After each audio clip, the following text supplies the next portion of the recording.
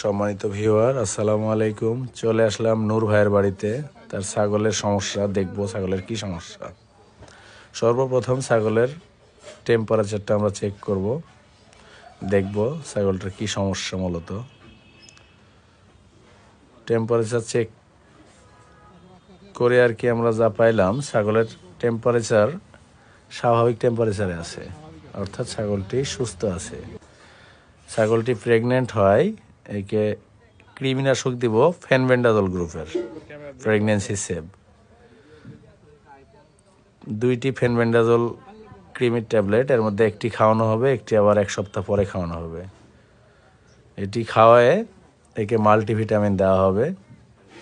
যেহেতু ছাগলটি প্রেগনেন্ট, একে মাল্টিভিটামিন দিলে এর খাওয়া দাওয়ার রুচি এবং বাচ্চা প্রসবের সময়কাল সব কিছু ভালো হবে আর কি। ছাগলটি রিল্যাক্সে সব কিছু ক্যারি অন করবে। ধন্যবাদ।